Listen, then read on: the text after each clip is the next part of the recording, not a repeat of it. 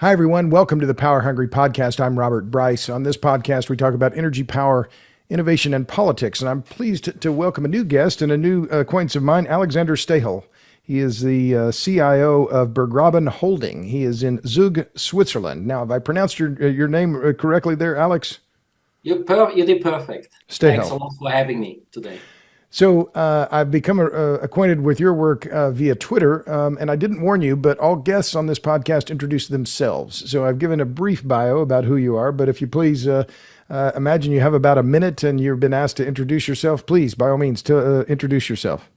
Yeah, so my name is Alexander Stahel, based out of Zug, Switzerland. We do commodities, so we have a hedge fund that goes long and short, whatever is around commodities or commodity related services. That's what we do for a living, and we love it. And we cover most of the commodities except the soft commodities. We wouldn't call ourselves, although my father used to be a cotton trader, I don't know much about cotton these days.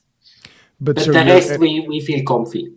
And so you said before we started, you mainly are focused in the equities market, not necessarily the commodities market specifically.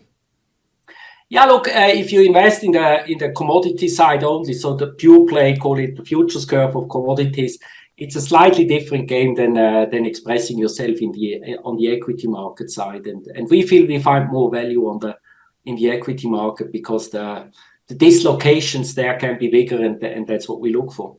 Gotcha. Well, so I followed you for a while, but you earlier in September, in fact, it was on September 8th, you had a very long Twitter thread that got a lot of traction on what's happening in the European electric grid. And since then, you've published a big chunk of that in a new report called The Crisis of the European Energy System that was published by the Global Warming Policy Foundation. But your point here is that throughout, if I can summarize what I read from several dozen tweets or threads that you put together there, it's that the European electricity grid, with or without what's happened in Russia, was headed for disaster. Is that a fair assessment? I mean, can you summarize what your take? Because the other thing you said, in other words here, most European countries have not taken responsibility for their own energy security. They've been relying too much on imports from other countries, and now this is all coming to a head, and it's been accelerated by the Russian invasion of Ukraine. Is that a fair summary of your work here, Alex? That's perfect. That's exactly it. What happened is, let me maybe zoom out even a little bit more. People love to talk about gas and oil and, do we have enough? And are the Russian sanctions going to bite? And is there enough oil? You know what? We have an electricity problem. We're not going to have a crude problem. We may have a diesel shortage come February because of the sanctions. They're going to hit on the product side, and Europe is 1 million short diesel and 1 million long gasoline from its refinery system as it evolved historically. And so we'll see how we deal with that. And I think we're going to have the shipping capacities to take care of that. But the core of our problem in Europe is really electricity. It's not gas. While we are short gas, we can ration, we can deal with it. But the electricity side is I think, the big thing for the next 5 years. Well, and the way you explained it, I thought was really just remarkably good. And I don't say that to flatter you, but I think that you've summarized so much of this and you look at the forward price curve even a year out for European electricity prices, and they are incredibly high. $500 to 500 euros to 1,000 euros per megawatt hour, that this looks like a very long-term problem, and the markets are already recognizing this, but it doesn't seem that the policymakers are. Am I reading that right? Because I don't see the kind of alarm among the European leadership that's saying, hey, we need to do something about this and right darn quick. You could even go a step further and say they still feel as if they have optionality. So the Germans at the moment are still discussing to zoom out the last nuclear plants they have. And they decided to put them what they call on the grid reserve. Right. And that's, to me, is just puzzling. I cannot understand what kind of stress tests they did in Germany to conclude that they have the optionality to turn them off. Well, and we saw now, today is September 27th. It was just on September 23rd that Engie, or Electrabel, the subsidiary of Engie, close the Doel 3 reactor in Belgium. I mean, it just seems like this is felony stupid. I mean, I'm an American here, but I'm looking at this thinking, this is just flat dumb. And there's no polite way to put it, but the Germans led the way. The French have underinvested and under-maintained their nuclear fleet, and all of these things are coming to a head. And you make a very good point where you point out that here I wanted to just read this part. This is from your report. You said there's every chance that European emissions will increase rather than decrease. You're talking about CO2 emissions. Nuclear fleets across the continent are aging, and if they are not replaced, the grid will lose another 20 gigawatts of supply by 2030. We're just 8 years away from that. But it takes 15 years to replace aging nuclear power stations. We're too late already. Worse, by 2040, another 70 gigawatts will have been retired. Replacing all this capacity with wind power is impossible, and you go on. We know, I've written about the impossibilities of renewables.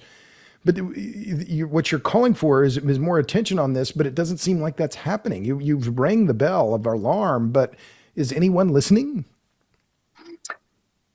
I don't know. At the moment, from what I see, so Macron, so every country is a little different. So France obviously has the largest fleet, except for America, so the second largest fleet in the world for nuclear plants. And you would think they are the champions of nuclear technology, and they want to push for it. But what is interesting there is that they seem to have a crisis, what I call a crisis of confidence. Because how can you explain that the champions of nuclear power actually run their nukes at less than 70% capacity factor? In fact, for next year, the guidance of EDF, which is the French operator running those nuclear plants, is actually guiding for 300 to 330 terawatt hours for the year 2023. Now, if you now calculate the capacity factor on that from the installed base, that gives you less than 60%. Now, so they're that's one of the questions. Low number. That's almost like, getting to the numbers of a coal plant, which it can be run at 46%. So the Germans run their nukes while they still have them at 94% efficiency factor. Right. The average for the world is about at 86, and most Europeans run their plants at between 88 and 92%, and the French. That also, or EDF, that also runs plants in the UK and in Belgium, they are somewhere between 70 and 75%. And this year collapsed on what they call corrosion problem. Now, we can go into deeper what that corrosion problem is, but I think it's not very important. It's just, I call it, that problem cannot be so severe that the utilization has to collapse further, except when everyone involved in this process is somehow lacking leadership, lacking decision-making, lacking the engineers, the people, the talent, and so the way I read it from far, obviously, we read French papers too, and we know a thing or two what's going on there, but what we hear is that actually it's the renewable guys that get promoted within EDF these days, rather than the core engineers on the nuclear side. So the nuclear engineers seem to be put on a back seat. There is a talent drain, and so on and so on. And this is going on for what I say 15, 20 years. Now, Macron talked about what he calls a renaissance in nuclear. We need to now, he understands how dangerous the situation is. He understands that France just turned into a net importer for the first time in 20 years. If I can interrupt, you're talking about, if I may, you're talking about the French president, Emmanuel Macron, he's talked a lot about, in fact, he's talked about small modular reactors, but I just wanted to insert that, but please go ahead. Yes, and so Macron talks about the renaissance, but it's just not what we are seeing. Between the rhetoric and what we are actually seeing on the ground is a big difference, and that's why I call about the crisis of confidence.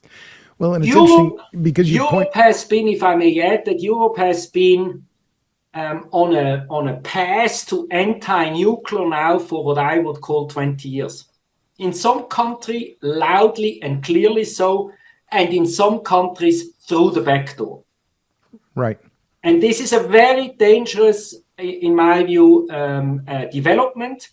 that has come now to a accumulation point where we have those low capacity factors on the nuclear fleets, especially in France, but also in the UK and in Belgium, and that's just a big risk for our grid in and of itself. Well, and that was one of the things that my question that I had was why are the French so bad at operating nuclear? But you brought up the point about 300 terawatt hours of output potentially for next year in 2023. And you wrote in your report that this year it may be as low as 315 terawatt hours. I just looked it up. In 2021, they produced 379 terawatt hours, but at roughly 315, this is the lowest since 1990. I mean, Correct. we're talking about 2 decades old production figures. And then I'm also looking at what you have here on your Twitter thread about France. And as you point out, it has been one of the key providers or the key, I guess I'd call it swing producers or one of the reliable producers along with Germany. But you're projecting that by the end of by this year, that they're going to be a net importer of electricity, which just seems just flat stunning to me. Correct. They are now a net importer. They turned net importer in July. Turned net importer in July, which, France. Yes, France. But you know, what's interesting, Alex, when you talk about this, as I've talked, I've written a book about it. I have a movie about it, but the electric grid is the heart of the society. If you let that decay, fucked. I think this is the European use this word in Switzerland. I mean, you're just screwed. And yet there's no real understanding of how perilous this situation is, as far as I can tell. Correct, Robert. I think we need to add something for your audience, which is important here. Let's think about the Maslow pyramid. Yeah. What is important, what is less important, and what is nice to have. And let's do that quickly together for commodities. Which commodities are really important and which ones are nice to have, and then those that, it's fun to have, but sure. We don't. And so what I would say, everyone knows oil and everyone knows gas, and I would say gas is probably a little bit more important. It's about heat and it's about feedstock for fertilizer. So it's about food. So I would say gas is very low in the Maslow pyramid, so it's very important. And then just above that, I will put oil, which is about transport and all sorts of products that we need in our daily lives. And then I will go slightly above that and we'll talk about certain metals. Probably I would put, iron ore, which we have plenty above that, and then maybe copper and aluminium, which we need. Copper is the conductor for everything. We need it everywhere, and it defined our modern life. Right. And then we can go on up and up. What I didn't mention is electricity. Where should electricity be? And in my view, electricity is like air. It's the basis of the base. It's not even about warmth or food or anything. It's just about the basic naked survival of a society. Now, if you don't have electricity and you are in an emerging country and you never had it, that's one thing. But if you had it the way we had it, in abundance, like you in the US, we all have electricity and we can switch on and off whatever we want. We were used to that since World War II. Then you get hooked on electricity, and it's about life and death. And they say in a blackout that lasts longer than 14 days, so where you don't have electricity, right, a society has violence. It becomes unsafe after 2 weeks only. And after 4 weeks, they say a society is back in the Stone Age. Yeah. You cannot argue for that way for gas or oil. That's awkward if we don't have enough about it. But so be it. So we drive less, or when it comes to food, it's important, but there are alternatives when it comes to our calories. But when it comes to electricity, it really goes to the fundament. And that's why it's so astonishing that we are in slow motion and now in fast motion actually drive towards an electricity crisis in Europe. It is bracing and sobering, and in fact, your analysis. And by the way, you can follow Alex on Twitter, and this Twitter feed this Twitter thread that he put out on September 8th is really quite remarkable, and it's like a miniature lecture on Twitter. And I say that with that is the best way I think I can describe it. He's at BurggrabenH, BurgGrabenH, BurggrabenH. and Bergraben is his company. He's the CIO at Bergraben Holding AG, which is based in Zug, Switzerland. You said you're about commodities, and I wanted to just get this question up at the front because one of the things that I see in my own work in politics and watching what's happening in energy markets is a mistake by policymakers to call electricity a commodity. You said on your Twitter handle, you say commodities are equal my life. Is electricity a commodity? It is. Definitely it is a commodity, but it's the most important commodity of them all, without a doubt. So, because I asked that because I've thought of it as a service, right? That it's something, a network that can't be allowed to fail, right? So we price it as in watt hours, right? We sell it in watt hours, but in actuality, what we want is watts, right? We think about, we pay for it in watt hours, but what we demand is power, not energy. And there's a big difference there. Does that rhyme with you? No, that's a good way to put it. I mean, at the end of the day, the reason I say it's a commodity is obviously because we look at it from a commercial perspective, and whether it's nuclear power that we generate, or it's a gas fire plant, or a coal fire plant, or it's fossil, whatever it is, wind or solar. At the end of the day, what comes out at the other end is an atom. Yeah. And that atom then has a lot to do how we price these things and so on and so forth. So, but you are right. I mean, it goes to the absolute fundament of a society, and if we don't have it, we're going to have unrest. That is very clear. Well, and so just to revisit the pyramid, you're saying that you put natural gas at a very, well, I'm reversing it now at a high level, but you're saying electricity, most important, then natural gas, then oil, and then the rest of other commodities, base metals, etc. Let's not forget natural gas is the feedstock for fertilizer, and without fertilizer, we don't have enough food. So gas comes second, but electricity is first. Let's put it this way. If we take everything away for 4 weeks, with electricity, we're back in Stone Age. Right. I guarantee you that. I mean, literally, everything falls apart. If we take away fertilizer for 4 weeks, we're not going to be in the Stone Age, but it's going to be awkward, very awkward. Right? And then so you can go through it. Well, it's interesting you mentioned fertilizer because, in fact, just today we released a podcast with Chris Lawson from CRU Group, and he's the head of their fertilizers division. And we talked about the shutdown of more than half now of Europe's fertilizer capacity. I want to divert a little bit on that and talk about your overall take on Europe, because you're in Switzerland, the heart of Europe. What we're seeing is the deindustrialization of Europe, and it's happening with astonishing speed. I mean, the closure of the smelters, closure of the non-ferrous metals producers, the fertilizer plants, glass plants. I mean, how do you look into your crystal ball here, Alex, and tell me what you see as a prognosis for Europe? I mean, and is Switzerland insulated from some of this damage? How do you see this all playing out in the next few months?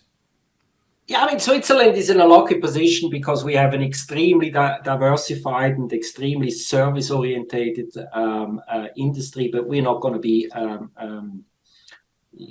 contained from that. We're going to have, for sure, problems. But if we look at the European Union as a whole, I think there is the potential, if they don't find out how to contain the problems on the electricity side and then to some extent on the gas side, there is a problem for a 10% GDP correction in Q1.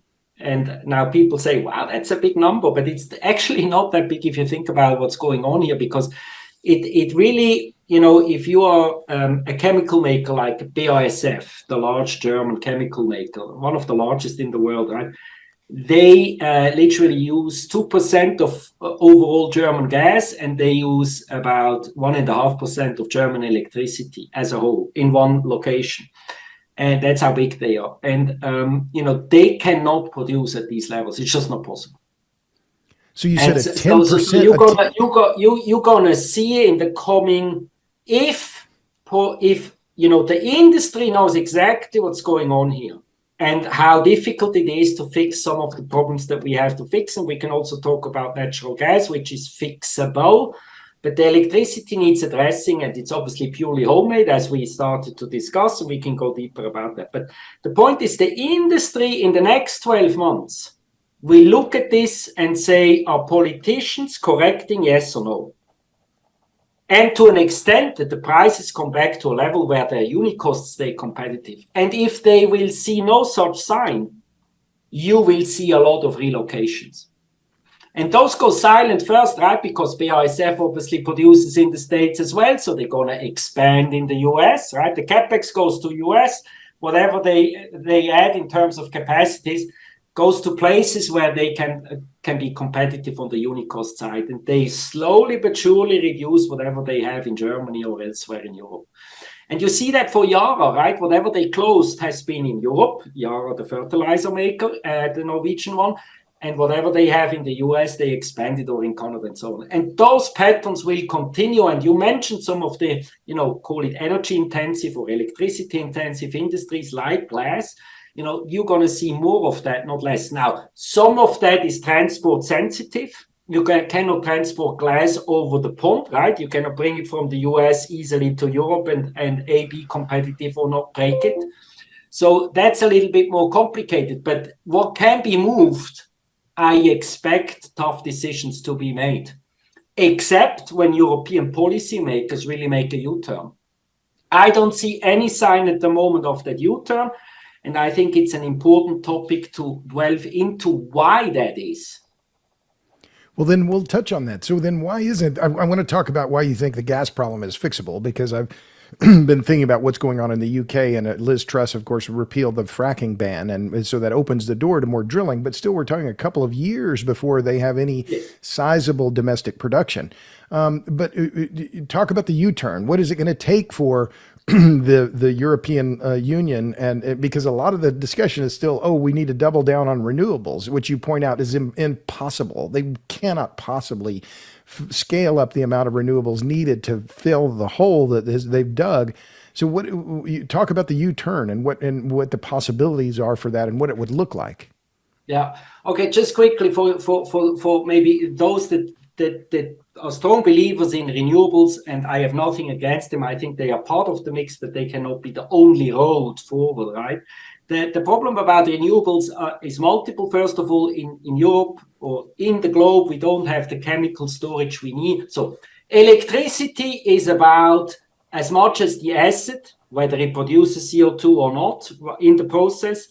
It is about the timing, right? So the minute by minute, keeping a frequency stable, 50 hertz, Sure. Matching consumption and generation at any minute by minute. And then it's also about location, because we cannot transport electricity easily from A to B, and it has to be at the right places in order to do exactly what we just said. So it's three things: the asset, the timing, and the location of it. Now, a renewable strategy needs to work on all three. At the moment, at best, we work on number one, meaning we build new wind farms, and then we have them in the North Sea, up in the north of Germany, and we don't know how to bring the electricity from the north of Germany to Bavaria in the south, right? And for that, we don't have the transmission lines in place. Now, who wants to build now they want to build transmission lines. They do that for 20 years. We're in 20th year of the Energiewende, as we call it in German. Right? Now, who wants a transmission line nearby? Nobody. Right? Because transmission lines immediately devalue whatever property you have nearby and so on. So people resist it. Now, they made special laws to accelerate that, and yet they haven't managed. They need to double the grid. They haven't managed to get a third done in 20 years. So that's how hard it is, right? And so that strategy of just having wind and solar more or less and replace everything else could only work if you have the location problem solved, and on top then you need the storage, right, in order for the frequency to convert what is an intermittent source of electricity into what we call a dispatchable, reliable source, minute by minute matching of load and production.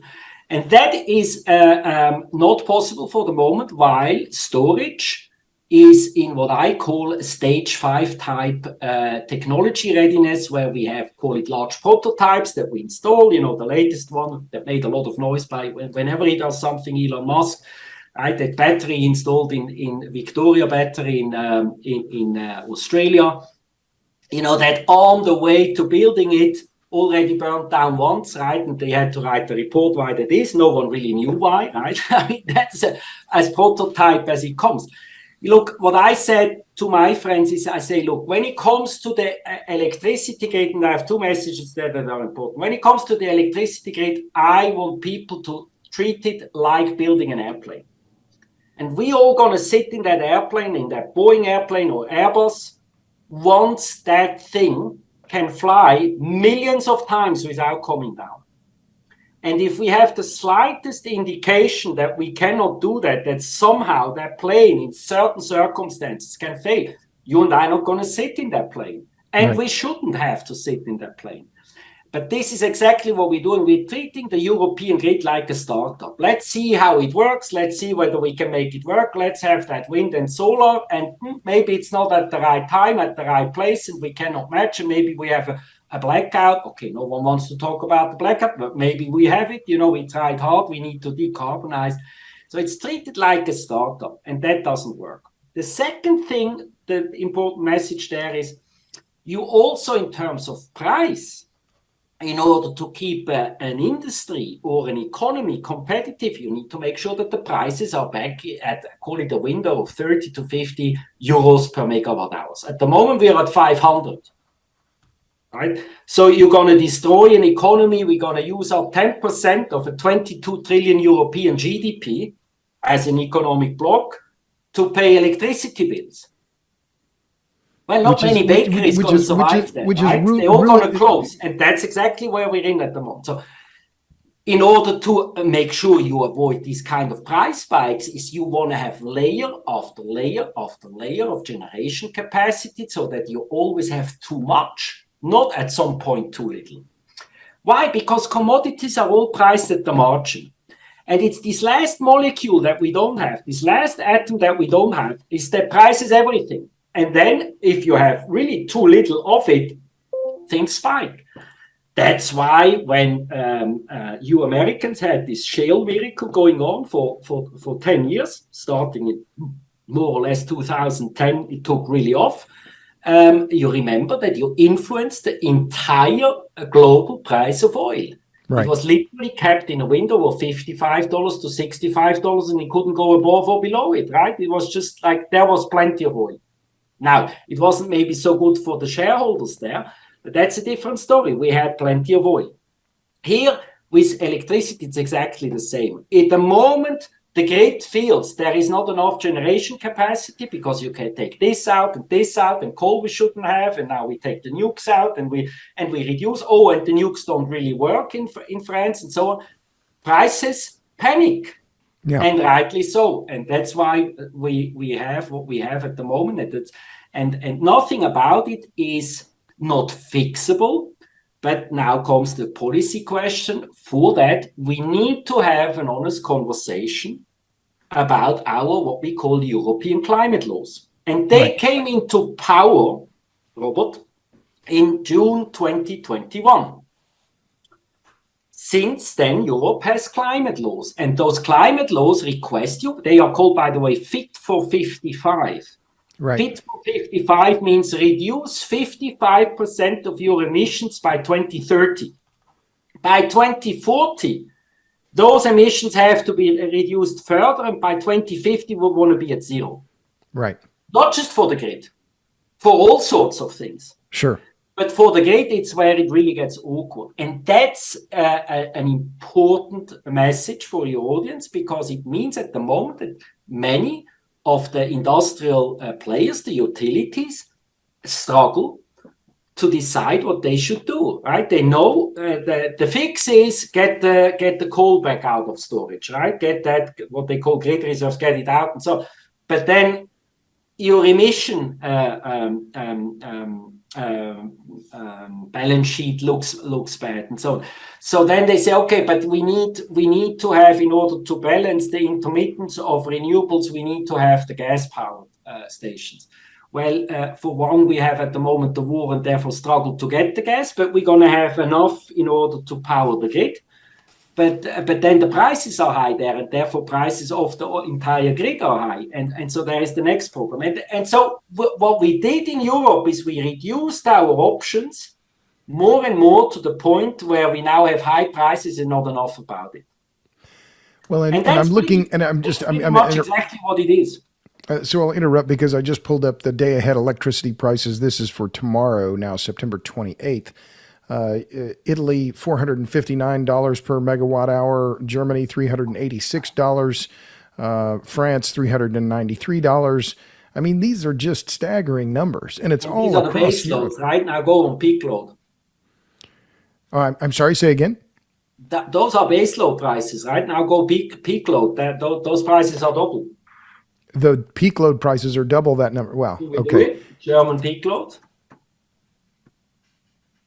So peak load, day ahead, Germany, if we even get a quote, right? Because at the moment they are going in the commission through, some call it a process of how they can fix it. That's actually the peak load is at 370. So it's not that bad. At a moment ago, it was at 600.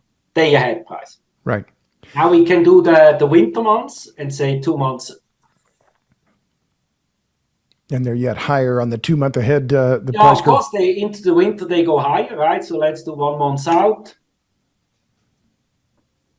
And don't forget, at the moment, no one is bidding on these prices anymore. So there is almost no liquidity, which in itself is a problem. So those are 455, 1 month out only, right? 360 today or tomorrow, and then 455. And then that was a moment ago, that was 752. When I say a moment ago, on the 2nd of September. So this is $752 per megawatt hour for Germany. Euros. I'm sorry, for euros. I'm sorry. Euros, which is almost the dollar right Yes, now. which now they've converged. But so you're saying $750 in the futures price of electricity in Germany for that would be November then? Yeah, correct. And that should be 50, right? I mean, make it 45, right? The price is 15 times too high. Any of these prices will take out the economic competitiveness of the French industry, of the German industry, of the Italian industry, of the Scandinavian industry, although they have a slightly different situation, and then of the Benelux industry. So right. on these prices, we cannot compete. Well, let's talk about Italy since you just mentioned them. And in your report, which you did for the Global Warming Policy Foundation, which was based, as we discussed earlier, on your Twitter thread, that report is called "The Crisis of the European Energy System," and it's on the Global Warming Policy Foundation website. But you said Italy is by far the worst offender, having closed its nuclear power stations in the 1990s, building only a few onshore wind farms and none offshore at all. And therefore now having an almost complete reliance on natural gas, for which it has failed to secure reliable supply. You know, as I've thought about this, there seems like the inability of the political class to understand the importance of energy, and it's not necessarily, I joke about it. Well, why are they're politicians, they're lawyers. Why are they lawyers? Because they couldn't do the math to get into engineering school, right? But they just simply don't understand the basis here of what is the fundamental and most important elements of the economy, and they've ignored them, and now they're having to pay the price. But is there going to have to be some other shock that's going to force them to accept the need for, I'm going to say it right now, to build more nuclear reactors and get on it right damn quick? Because as I look at it, that's the only way forward that makes any sense. How do you see it? Correct. So if I be the electricity czar, if we take this lightly here, I have no ambition to become the European electricity czar. But if I'd be the electricity czar, the thing we would do is we would immediately bring back the nukes that Angela Merkel closed in 2011 when they had 20 gigawatts installed, which was a capacity of about 30% of the entire German grid. And then she started to what she called a phase out of those nukes. And then she went from 20 to 18 to 16 to 14 to 10 to now as low as 4. We have 4 left, and those 4 need to be closed by the end of the year. And then they now talk about putting it in grid reserve. But at the end of the day, Germany took out 30% of the best nukes probably in the world in terms of performance. An average of 22 years when a nuclear power plant can easily run 60.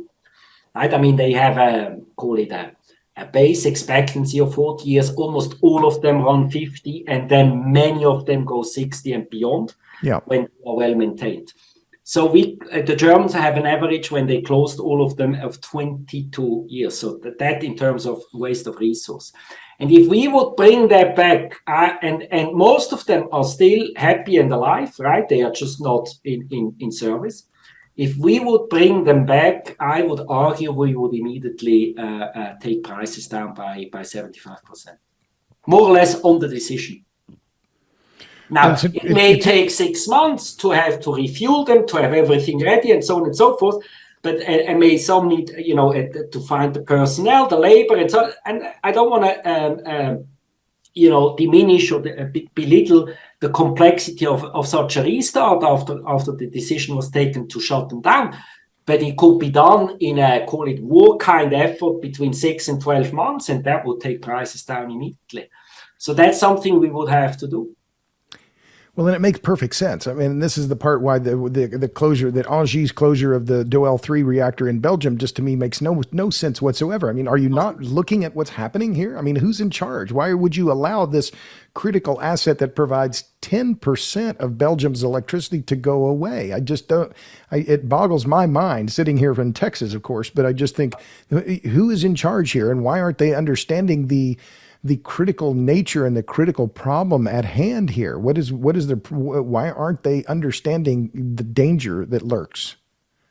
I don't understand. I don't think we have to think like rational people. I think they have agendas, politicians, and they had, long-term plans, and the European Commission is like a super tanker moving in slow motion. Once they set certain policies ahead, then it's very hard for them to come back on them and change. That's why in Germany, the decision to phase out nuclear was taken in 2011. So imagine all the preparation steps that were taken along the way to phase them out, and now you come last minute to the industry and say, by the way, please keep them on. Right? Then they say, hey, first of all, we don't have the rods, right? We didn't order any new fuel. We don't have that. We don't have this. And now you want me to be on grid reserve. I don't even know whether that works, when you need me in January, when I have 2 weeks notice to start it up. And we've never tested and done that. And so the industry pushes back as well and says, you know what? I don't want to take the risk here. Yeah. That when I start up something that is actually cold and that has to work in 2 weeks' time, that I've never done before as a serious operator, I don't want to take any risks there either. So it becomes this, policy makers have taken decisions, and the industry now pushing back because they get treated in the wrong way. I think what the industry would need is a clear pivot where they say, okay, we made a mistake. Nuclear is in the mix for sure. And not just in certain countries, in all of them. And Germany is part of it, because, by the way, Germany is the largest grid in Europe. It's 600 terawatts of 3,000 terawatts hours per year. So, Germany absolutely needs the nukes in the mix. And industry, please make sure that we get everything back on in the most proper, safe, secure way that we can, and then I think we would solve a lot of problems. But we are about as far away from that as we could be. I mean, you see the Germans at the moment have a stress test where they say literally, we're probably not going to have enough power come February. Right. And yet they close down the nukes. Yeah, which makes that shows you that political pressure, the power, and also the industry pushing back, not want to then hold the bag and well, I can see why any risks that plays out in such a, call it, emergency maneuver where we need the nuclears. Yeah. Well, and I take your point, right? Where the industry guys are looking at the government, they're saying, well, are you going to change your mind again tomorrow? Because you've told us this for 10 years and now you're suddenly changing. For a nuclear plant, it's just not a serious option. Yeah. Right? I mean, never, no one has ever had nukes as a grid reserve, and then on a 2-week notice, you have to power them up and make sure everything works. Yeah. And that's the part that I think is so disappointing. And you send the engineers home, right? And then you give them a call and say, by the way, everyone in. Yeah. Well, and that's the part that to me... It's not the Navy SEALs, right? This is a nuclear plant. Yeah.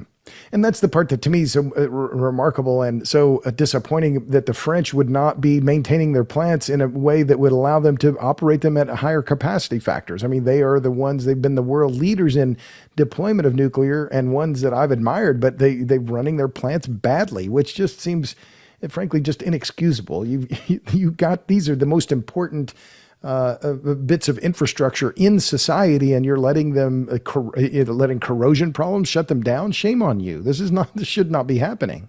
Correct. So I would argue in France, given we are free thinkers, we have our hedge fund, we are not, we don't have to report to any politicians.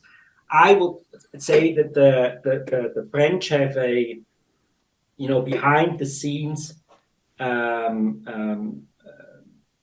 cultural problem about their nuclear industry, where, when I was young, I was born 1970. We would go and visit nuclear plants in Switzerland. We have 4. We would go and see them. We were proud about this technology. And I remember well in the 70s, in the 80s, early 80s, the movies there, it was a lot about this, this spirit about we can do it. The French used to say, we don't have resources, but we have ideas. Mm. And so they championed this nuclear idea and to make something, so to speak, out of nothing. Right. And produce a lot of electricity. And then we had this nuclear renaissance where we created nukes on average in 6 years in Europe. Yeah. Then in the 90s, somehow it all changed, where suddenly, I call it the confidence level about, the risk was over-portrayed about these nukes. And fair enough, I mean, if a nuclear plant is 40 years old, one could say, by the way, why don't we use a new car instead of an old car, right? You and I don't drive a car from the 70s. Right. But the problem is, there came the NIMBY problem, not in my backyard. Everyone said kind of, what, we like this technology, but can we have it elsewhere, right? Not exactly here. And then came Chernobyl. Yeah. And that had a big impact on Europe and the European psychology, because for the first time we understood that was, by the way, a Generation 1 plant, very poor housing, right? It was really, I mean, it was about as bad as it gets, right? And that was, by the way, a man-made accident, and then it was hidden, and so it spiraled out of control. And why we don't know how many people died in cleaning it all up. We know it was a huge thing, right? And we could measure it in Switzerland on our vegetables, right? Right. We weren't allowed, I remember it well, we weren't allowed to eat vegetable that year in Switzerland. Yeah. Let me back up because I just want to put the European grid into perspective, because I compare it in part to, I live in Texas, and I'm not from Texas, I'm from Oklahoma, so I don't brag on Texas, but nevertheless, you make a good point here that the European grid, this is from your Twitter thread from September 8th, the European electricity grid is a modern miracle. It is the largest synchronous electrical grid by connected power in the world. It interconnects 520 million end customers in 32 countries, including non-European members such as Morocco and Turkey. And then you point out that it's 1,150 gigawatts of installed capacity and 3,100 terawatt hours of power generation. So just for comparison, that installed capacity is roughly equal to the U.S. capacity. We're at about 1.1 terawatts, and the U.S. generates slightly, about a third more, about 4,400 terawatt hours per year. So the U.S. grid overall is roughly the same size in terms of capacity, but we're producing more energy than the European grid. And the other key is, of course, we operate at 60 hertz. You operate in Europe at 50 hertz. Right. But I wanted to talk about, you go on and talk about frequency stability, and that the key here, of course, is to keep the grid at that within a very narrow band of frequency. So for Europe, 50 hertz, here in the US, 60. And you talk about storage. This is what I wanted to talk about. You said, at current levels, this is from your report, at the current levels of electricity demand, and once Germany has abandoned its coal plants, as required by law, it will need at least 15 terawatt hours of storage to manage what is known as Dunkelflauten. My German is not so good. Prolonged periods of little to no wind or solar, typically occurring in the winter months. So my first question is, where did you get that 15 terawatt hours? That's 15,000 gigawatt hours. That's the output of a gigafactory for at least 300 years. I mean, these are massive quantities of batteries. From where did that 15 terawatt hour figure come? We can measure these, right? We can measure Dunkelflauten. And we know that, the period between January and March is when we, and by the way, I say gigawatt hours, not terawatt hours. But the point there is we can measure those periods, and so we know that in Germany, let's call it the northern part of Europe, has a period of where you have to assume at least for 2 weeks where we have very little wind, almost none, like 1%, and where you have almost zero solar, even at 2 o'clock during the day. Right. And so if you combine the two, you get to a storage result that you need in order to keep the grid stable, assuming you don't have the fossil fuel backups or assuming you don't have the nuclear backup. So the nuclear backup we already know is going to disappear by the year end for Germany. And then we have the coal and the gas-fired plants as backup left. But those cannot help for peak loads in the winter, when obviously in Europe in the winter, you have much higher load requirements, call it consumption requirements for your audience, than you have in the summer. Right. Almost a third higher. And then on the peak of the day, usually between 6 o'clock and 9 o'clock at night, when everyone comes home, turns on the light, turns on the oven, turns on the TV, turns on all the mobile phones there and so on. Then the peak, by the way, can be almost double of what is used, say, at 3 o'clock at night. Sure. And so if you combine those two, we can more or less make a storage assumption that we need. And those numbers we need, so that's important for your audience to know, there is storage and storage. Right. So the storage we need is to match the grid minute by minute, instead of storage that can be unleashed, so to speak, on a daily or weekly basis.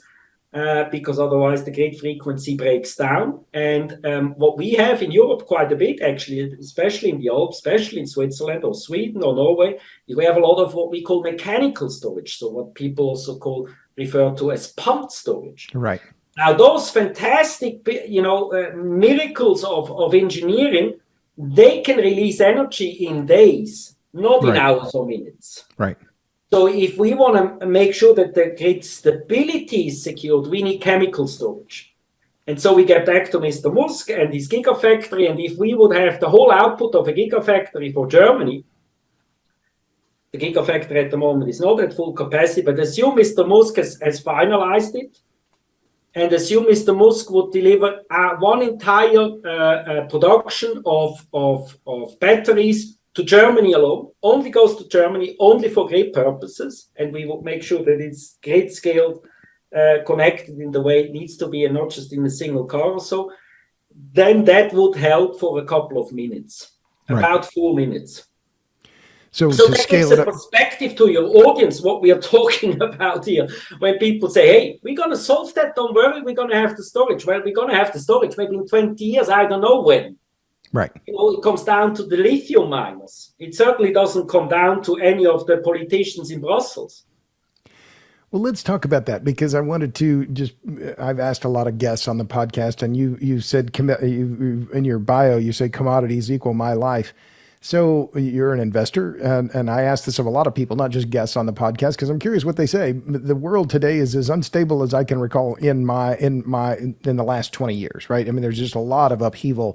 There's headlines are that potentially the Russians have now sabotaged the Nord Stream pipeline, and that pipeline then could be offline for a very long time.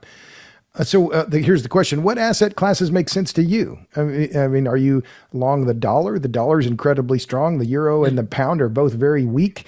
Are there asset classes that you prefer, given where you are and how you look at the world? How do you see it? Yes, look, you are correct. So first of all, when we enter these periods, what we call periods of potentially disorderly markets, you want to be long the dollar. You don't want to be anything else except maybe the Swiss franc. Mm-hmm. All other currencies don't have what we call this, flight for securities. The dollar is then what everyone wants. And that's why the dollar also, by the way, gets stronger. And that's where it all becomes circular, because the stronger the dollar gets, the more other countries, especially emerging, suffer. Because they pay more for the commodities they need. So if you're a net exporter of everything in Sri Lanka, everything now becomes more important because the dollar becomes stronger and stronger. So, but that's the way the world works, and so why everyone runs to the dollar and everyone needs the dollar, and that's why the dollar tends to get stronger in the periods ahead that we're seeing. And I would say that probably has another 12 months to run. Another 20 months, you said? 12 months. 12 months. So why not and by the way, this could easily, because we are in what we call a stagflationary environment, this could easily be one of the longer corrections, so one that doesn't go another year, but it takes 3 years to play out before we really get the economies back to look forward and to think about growth. Well, so I'm no commodities or currency expert, but you mentioned the Swiss franc and the flight, that's been a very strong currency for a very long time, but is it just that there are not enough francs for investors to get their hands on? It's just because the dollar is the float of the dollar is so much larger? Correct. I mean, the Swiss franc is also a flight to safety currency, and you see it's almost. It gave a little into the dollar for the last 12 months, but not that much. I think about 6%. But in general, it's one of the strongest currencies out there, and that's because we have a direct democracy and b a diversified industry and mainly services. But on that basis, it's just too small. Yeah. Right? Dollar is gigantic. It's the reserve currency of the world, and ours is like a hobby currency. Although we are one of, call it the 6 or 7, 8 largest currencies in the world, we are still Mickey Mouse compared to the dollar. Mickey Mouse. Hey, we are an 8 million population. You guys are 330. So yes, we're doing quite well, actually. Yes, no, yes. But how much of that strength? As you guys say, we're pounding above our weight. There you go. Punching above punching, our weight. Punching. Yes, punching. You're punching. Well, how much of that strength, I know we talked about the flight to quality, but how much of that is related back to the energy, the ability to produce and be not energy independent, but mostly self-sufficient? You look at the Russian ruble and the American dollar have been very strong. Is that an energy story as well? I love that question, Robert. I really do. Look, so there are lots of guys out there, by the way, on Twitter, and some very smart ones. I'm not going to mention names, that have this, of course, energy view. And then, look, that's what we do for a living. And we love some of the things they say. But if you pay close attention, it's actually more complicated than what they say. So often the argument is, so if you're an energy exporter, your currency is going to do well in what is ahead when we have shortages of energy, all sorts, whether it's gas or oil. Right, and so on. yeah. And you know that the US is almost self-sufficient on everything except oil, where you still need imports. But everything else you have in abundance. And gas is a big factor of that, right? So that's the good news. But if you now look at Norway is an energy powerhouse in proportions compared to the US, actually bigger. Yeah. Now, they don't produce as much in absolute numbers. They produce 1.7 million barrels of oil. They produce 115 BCM billion cubic meters for your audience. Multiply that by 35 to get to your cubic feet of gas per year. They have these hydro powers that, they don't need anything except the hydro that they have to power their grid. And then they have a ton of exports that they give to Europe. We get back to that. So Norway is probably in the best of all spots. And yet, the Norwegian krone devalues. If you asked me that 6 months ago, I'd say, Robert, the NOK, as we call him, right? The Norwegian krone needs to be a good bet, but it wasn't a good bet. So why is that? And I don't know exactly if I know the explanation, but they have this huge sovereign wealth fund in Norway, this gigantic thing, and that owns everything about the world, right? About 1% of everything they own in the planet globally. Right. They are so big, right? After 40 years of producing oil and gas. And it seems that because they hold the rest of the world, that makes the currency still come down, right? Because everything else at the moment becomes worthless. So you would think, Jesus, the NOK is the winner of the winners. It's the one currency I could kind of isolate and say that must be the winner, and it isn't. Because they invested. Because they invested. More complicated than just saying who's a net exporter of energy and who's not. No, that's otherwise, interesting. The Canadian should take off, right? The Canadian doesn't take off. Then they have the property bubble in everywhere, in Toronto and in Vancouver and so on. So property is a large part of a GDP of a country. And if the property hurts, usually the GDP of a country. So I just noticed that in every crisis for the last 20 years, the Canadian doesn't appreciate, and yet they are energy. They have energy abundance. Sure. So the equation is a little bit more complicated. I think the reason the US dollar has such a strong position is also because it's the reserve currency of the world. And and as they say, our dollar, your problem. Everyone needs it when the problems come, and therefore the demand supply side of the dollar is just very positive in a crisis. Sure. Well, so, but be more specific then. So we talked broadly about currencies then and asset classes. Then if you're going to buy, you said equities in the U.S., what would you buy then? If you're going to denominate your savings in dollars and you like being in the U.S., what would you buy?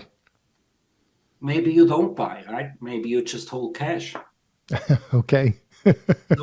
So we are largely in cash at the moment. And now if you say, look, I'm looking at this economy and I think we have a 1 to 2 year problem to solve here, and then you could argue then you can short a couple of things that call it the weakest links out there that the chemical players you want to short in call it in Europe, right? That they don't have access to gas, they don't have access to electricity.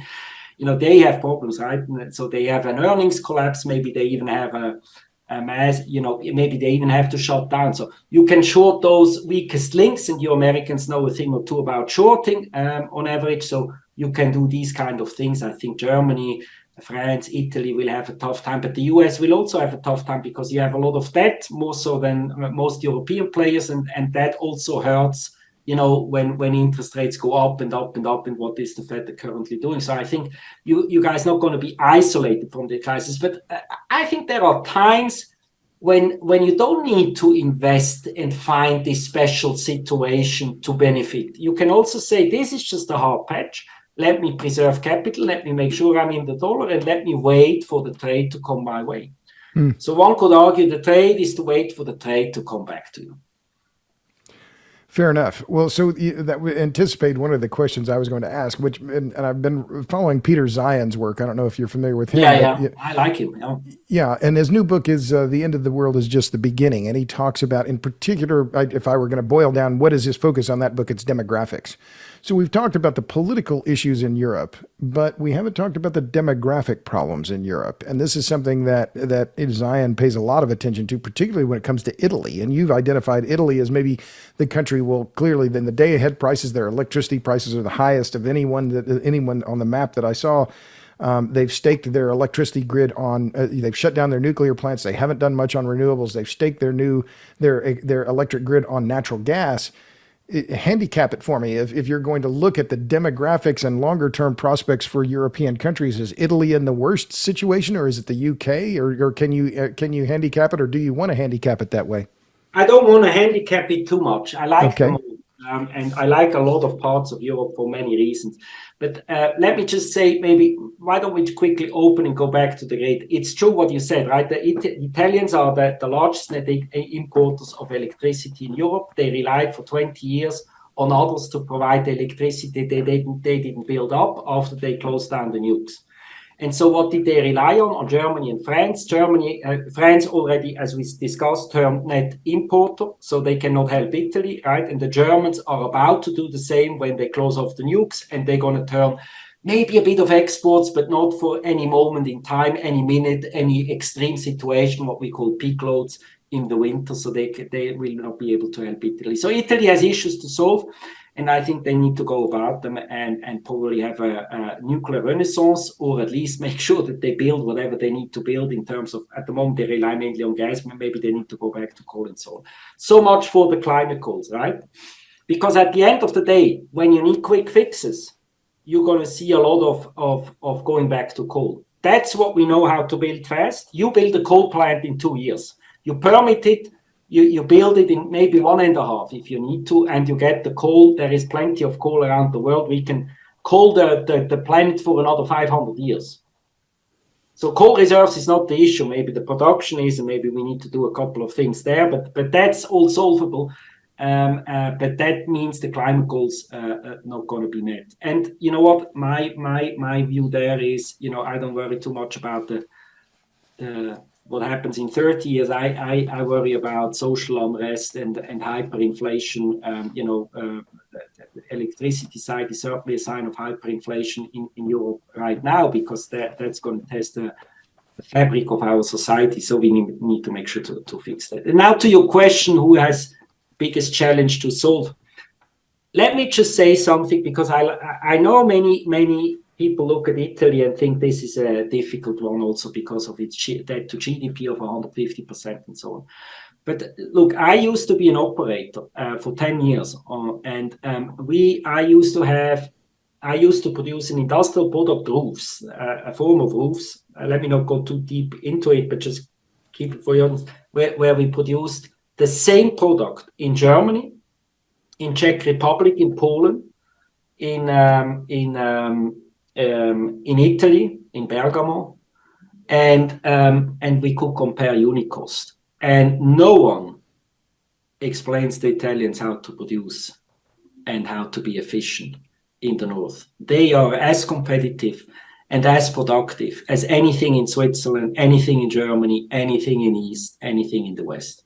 And what were you producing again? I'm sorry for we produced roofs. So what they would call bituminous roofs. So they call it one of the cheapest forms of roofs, where it was about being a cost leader. And the Italian industry is incredibly competitive. The thing is, it's all in the north, and then we have the south, call it after Rome. And there it's just one big mafia state, which needs subsidy left, right, and center. And that's why the connection of the two, called today Italy, but used to be many kingdoms, as you know, not so long ago, somehow doesn't work, that construct. And it doesn't work also in the context of the euro, where they don't have the wealth of the currency to devalue and then make some of the whatever they're less productive than the Germans, make them productive in terms of output, final output for the product, because of the currency. Right. When they had the lira. But in general, I have a lot of respect for the Italians when it comes to their entrepreneurial skills and their flexibility and their way to solve problems. I find them incredibly innovative, and they produce some of the most wonderful products that we know in the world. But it's true that as a whole, they have a debt problem, and they have a political class problem. They have a political crisis every 6 months. They somehow don't know how to run this country in a way that everyone benefits. Right. And I have no idea why that is. I'm a quarter Italian. I cannot tell you why. I mean, my mother's mother, my grandmother, was born in Italy. She was incredibly capable, incredibly tough, incredibly hardworking. But I cannot tell you why these Italians don't make this a powerhouse that they could be. I just don't know. But I appreciate your comparison there, and I hadn't thought about it. I guess in the U.S. we'd call them roofing shingles. I guess would we make them out of? It's something like the shingles. It's bituminous roofs. It's really like made out of paper, and then of course bitumen. And the two makes for a $4 roof per square meter, and that has a lot of use in particular applications. Yeah, I want to go back to your point about the emissions, and just a few more questions after that, because we've been talking now for more than an hour. You said, in summary, this is going back to the report that you did for the Global Warming Policy Foundation called The Crisis of the European Energy System. And again, my guest is Alexander Stahel. You can find him on Twitter at Burggrabenh, Burggrabenh. You said, in summary, Europe will not deliver on its climate targets. The energy transition is an order of magnitude more complex than can be delivered. This must simply be accepted. Those who put a crash program of decarbonization into our laws based on false claims about what could be achieved using wind and solar and by wind have brought us to a dangerous juncture. What you wrote there is exactly what I see when I look at Europe. I think you spent too heavily on renewables, you underinvested in hydrocarbons, you closed your coal and nuclear plants, and you relied too heavily on imports. I mean, I testified before the Senate last year on saying these very things, and yet there just seems to be no kind of understanding of this, and the emissions are going to go up because now they're using coal because they got to do whatever they can to keep the lights on. Let me ask this. So that's my observation. How much is oil going to fill the holes now with diesel-fired gensets, small generators filling the holes for grid-level generation now, do you think, over this winter? Not. So it's 1.3% that we have in terms of electricity capacity at the grid. So the installed capacity of crude oil or oil shale in Europe, or the total is, it's 1.3%. For oil-fired generation you're talking about. Oil-fired generation. So if we put on all of those, and we probably do, and then we solved exactly nothing. So you don't think that these standby generators would be one other option? I mean, we see that in California right now. I mean, in California followed Europe more than any other state in the U.S. There's a lot of these small generators. Let's not underestimate what each and every entrepreneur at its level can do in its factory, where he can switch. He will switch because at the moment gas is simply more expensive. Where he can switch from gas to oil, he will try to do so. Is that going to be 500,000 more demand in oil? I'm not even sure. We'll have to see, and the numbers are incredibly hard to accumulate because there are no such numbers, right? For most of the opportunity set, we just don't have numbers. We don't know. I mean, it's not that the average household in Europe that heats has switching opportunity, right? I mean, it's the industry, and in the industry, cases, and I cannot quantify it. I simply cannot. I know that a lot of people get bullish on this switching, especially on Twitter, and some educated people, but I think they cannot know. We don't know. We don't have numbers. These numbers are not public. So as I said, I mentioned that I've started following you on Twitter. You have 53,000 followers, which is a lot. How do you see your presence on Twitter, because you clearly have embraced it quite a lot? What is it that platform gives to you that, and are you on other platforms? No. Look, I populated it because I used it as a research tool, because it was my way to connect to Excel. So what we do is we do deep research. When we invest in something, we usually go in big. And so we want to know everything about it. And because we do commodities, we want to, let's say, know everything about an oil deposit, or reservoir. Or we want to know everything about the minerals deposit, and so on and so forth. And so we connect to a lot of experts on Twitter to help us do work in Peru, or do work in Latin America somewhere, or in Africa, or in places like Canada. And so, and for that, we started it, and we were able to give and take in a very prosperous way, and it really extended, or I would say it became a core research tool, other than Bloomberg and other than all the other data that we collect from professional data providers, right? But and then where it actually, over time, I felt like so many people have so little understanding about energy and everything around it, that I felt it's a bit my duty to inform. And so I do these long threads from time to time to really explain, because I read so many strong opinions with so little data, that I think, hey, it's maybe time for me to help a little bit what's going on, right? And again, our agenda is, do we mine renewables? No, that's fantastic. But I look at it from an electricity perspective, or call it from an electrical engineer. I'm not an electrical engineer, but we look at it as if we are electrical engineers, and say, look, this is how the grid works, and this is what the grid needs in order to stay stable, and to provide the electricity minute by minute that we need. And so we share it, because we're good. Look, we are what I would call a big data company. We really go about these things in detail, and we don't talk about things that we don't have fully covered in data. And so from time to time we share. And then, by the way, sharing also means that we get criticism, and then we can learn. Sometimes we get it wrong. And then if someone has an educated feedback, that makes us better too. So I like that competition out there too. And sometimes it's obviously a bit annoying, because then people just are unfriendly, or have an agenda, and you try to zoom that out. Yeah. Well, your thread from September 8th, and if people listening haven't looked it up, do so, because it's quite remarkable. And the data that you have here, I'm looking on your slides on net exports and imports of the continental European synchronous grid in gigawatt hours here, which is, I know you noted that these numbers are not easy to get, and you have a lot of tables here that are also quite remarkable. Just a few more questions, Alex. So is this a warning for the U.S.? Is what happening in Europe, should be this a neon lit sign saying to the United States policymakers, don't do what we did? You have the major advantage of having that much gas, so you're not going to deal with the same gas problem that we have, where suddenly the other guy in the east says, by the way, you cannot have it, and then the gas prices explode, and then you're not going to have that problem, right? Never.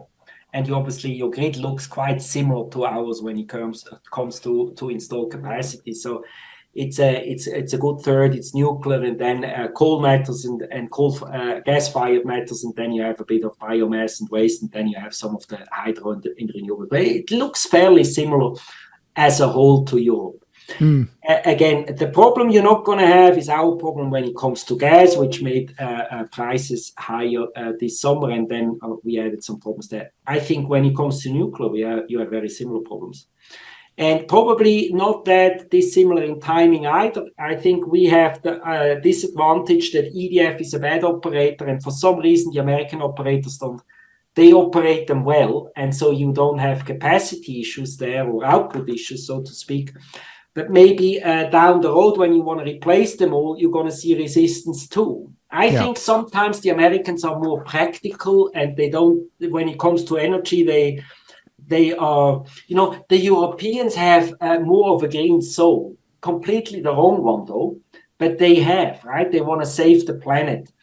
And as I said in one of my tweets, the road to hell is paved with good intentions, and that's a lot in Europe. I mean, if you go to the Netherlands, right, those a nation that traded everything for 600 years old and once was the dominant currency in the world, and so on and so forth.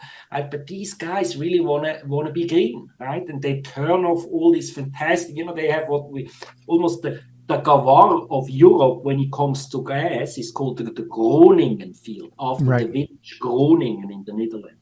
And they could turn off literally tomorrow 25 BCMs, 25 annualized BCMs. I followed that. And they could literally turn the switch like Gavard, like it's a swing producer field, right? In oil and gas, your audience may know that, that's very rare to have such large, powerful fields. It was one of the 10 largest gas fields ever to be found. Groningen in front of our door in the North Sea, right? Talking about we don't have resources. We have plenty of resources if we go about them, right? So people just like to hide it, that we, as if we don't have them. We have them. So the Groningen field is there and could produce, at the peak, I would have to look it up. I think it was over 85 BCMs per year. It now still can do 25. It runs on a quota and cannot even do 6 BCMs. See, and this is just, will you say that? Why? Because of a couple of earthquake risks. And then if you go about that, and there are obviously all these reports about what is going on in the earthquakes, and I'm thinking, this could be bad, right? This could be like really, people die when that field produces. And then you go and check. And I don't want to belittle it, right? I don't want to get like these hate threats on Twitter later on after this interview. But I tell you, it's the worst kind of earthquake they had was a Richter scale 3.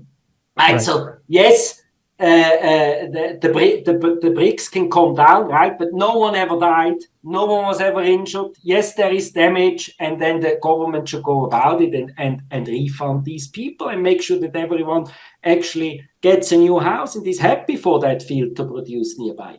Why do I say it?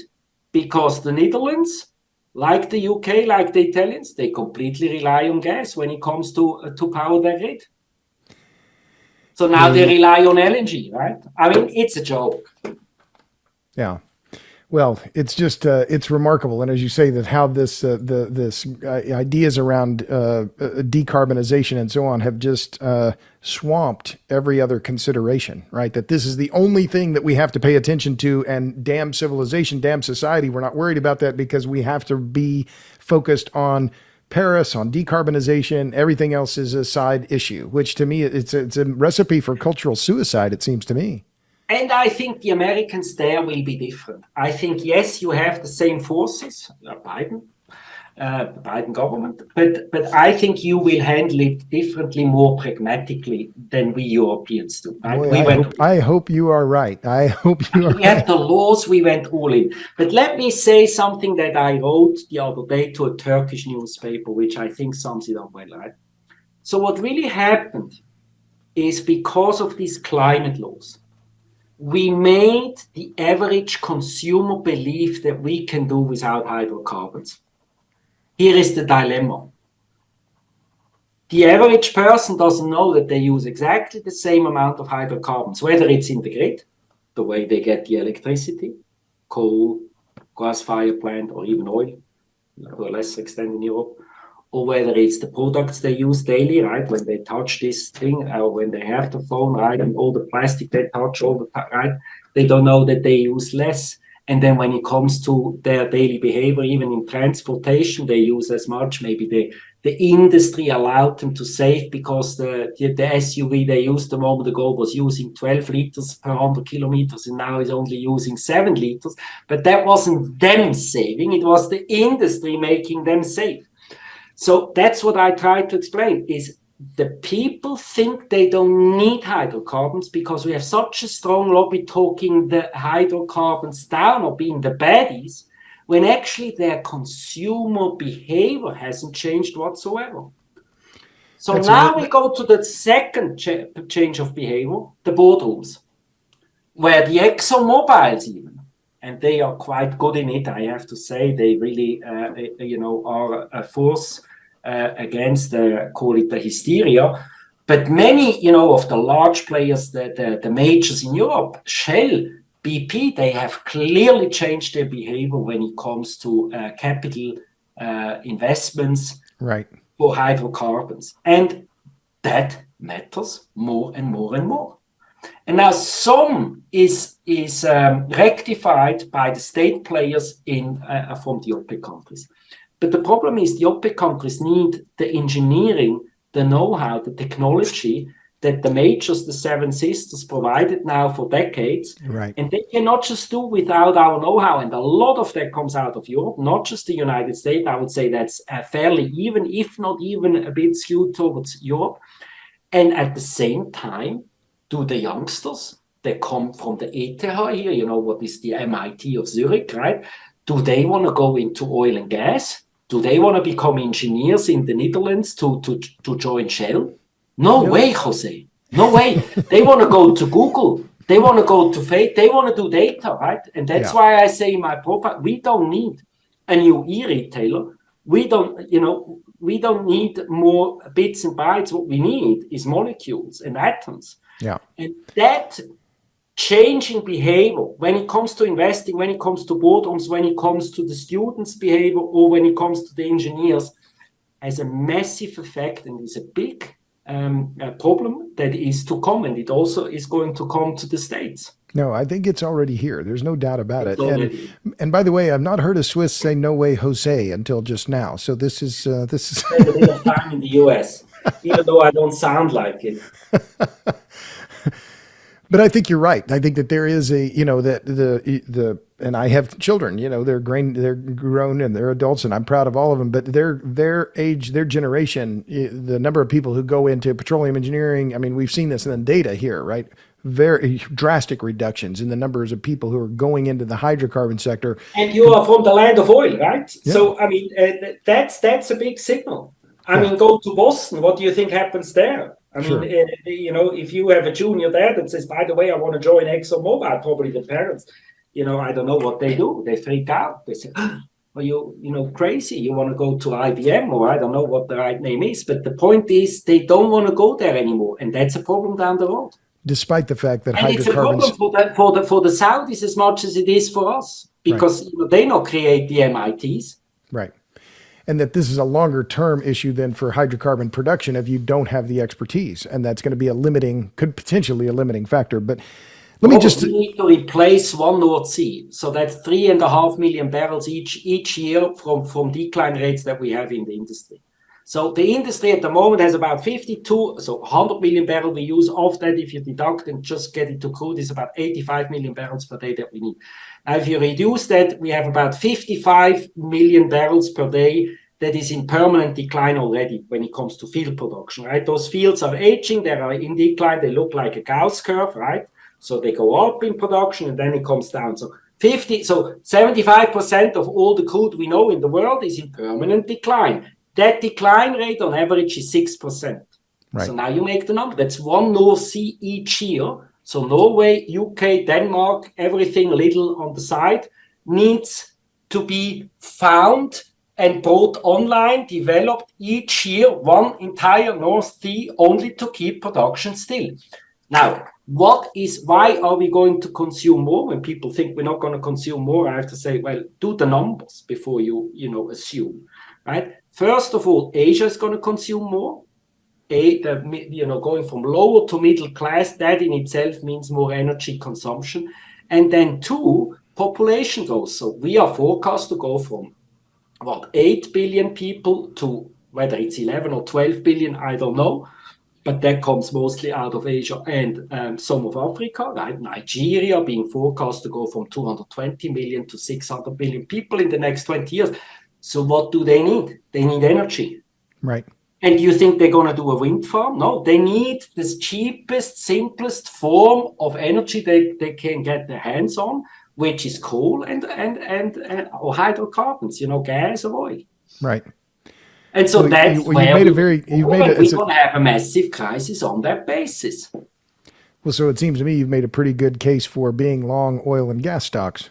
You want to be that, but just not into this recession, correct? Yeah.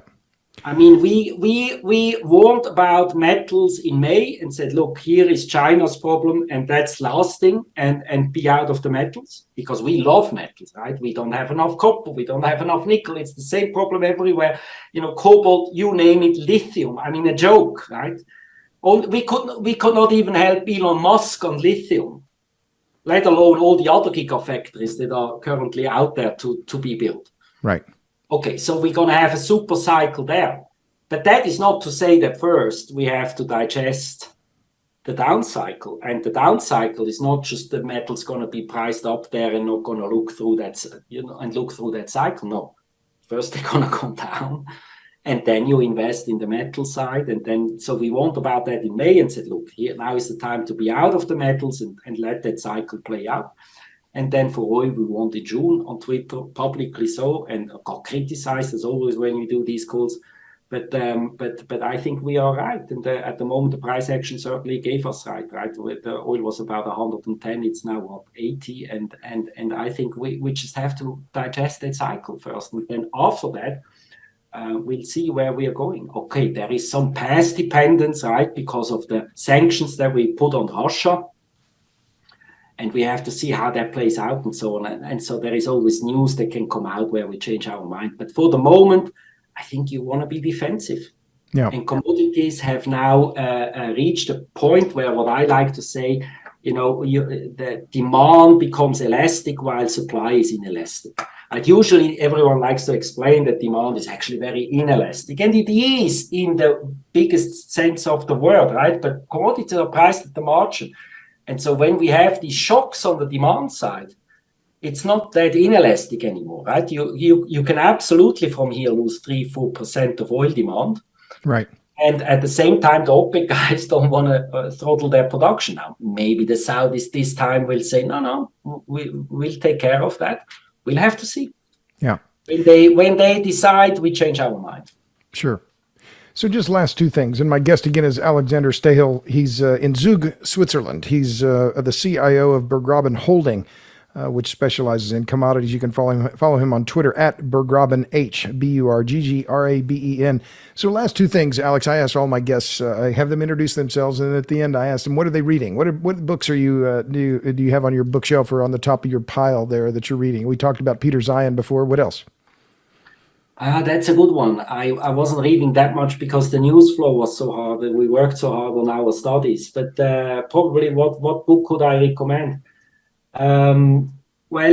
Thinking Fast and Slow was the last book I wrote page by page, right, from Daniel Kahneman. It's obviously an important one because half our job is psychology and knowing yourself and knowing your brain and what causes your brain to play games with you. And so Thinking Fast and Slow by Daniel Kahneman is really what we can only recommend for everyone. Okay. And then finally, we've talked about a lot of things that are pretty sobering around, especially what the prospects for Europe and so on. And also, I mean, this ongoing conflict with Russia and Ukraine. What gives you hope? I'm afraid Putin only knows escalation. We feel we know Russia well. We really do, from history and for many reasons, without going in too much depth. I think this is going to end bad here. So he escalates from here. I think it's going to have huge ramifications for Russia and the people. I think people want to get out of the country. And I think he, today we had the news that Nord Stream 1 and 2 had leakages, and obviously there was sabotage. And, if that sabotage continues into the pipelines of the Norwegian pipeline system that goes into the continent, then we have massive issues, honestly. Then I'm getting seriously worried here. And I hope it's not going to happen. I hope that NATO and the military complex that we have some very capable people in Europe too when it comes to these kind of things. I mean, take the Scandis and so on serious when it comes to their waters. And I hope they can protect it, but I'm not sure. And if we cannot, and if this continues to escalate, whatever Putin does at the moment, I think is really just accelerating his end game for himself, right? Because bringing in all these people, doing mass mobilization of the people means that now people really have the war at home that so far was on TV. And the boys need to come and they grab anyone, right? They say it's only 300,000, but in reality, they just grab anyone they can. Yeah. Make no mistake there. I mean, it's one big lie if you think that's going to stay at 300. They just, and literally in 48 hours later, you're at the front and you don't even know how to use the gun. I mean, it's that kind of thing.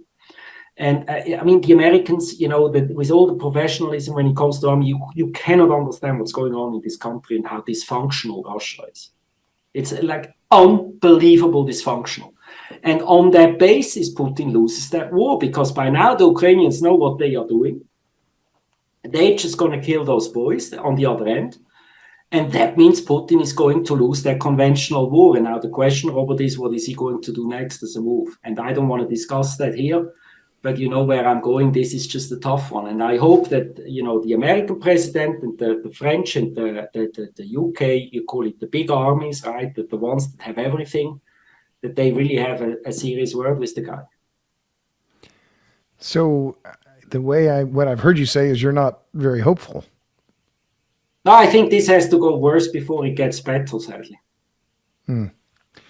Well, then we'll leave it there. It is a sobering time, and there's no doubt about that. So we'll stop there. My guest, Alexander Stahel, very many thanks for your time today. We've talked now for more than an hour, almost an hour and a half, but it's been great. And really, I can't recommend enough his thread that's on Twitter, which he posted on September 8th. A lot of that is in his report for the Global Warming Policy Foundation. That report is called The Crisis of the European Energy System, and you can find him on Twitter at BergRobinH. So, Alex, thanks again for being on the Power Hungry podcast. Thank you so much, Robert, for having me. This was awesome. Thanks. And thanks to all of you in podcast land. Tune in for the next episode of the Power Hungry podcast. Until then, see you.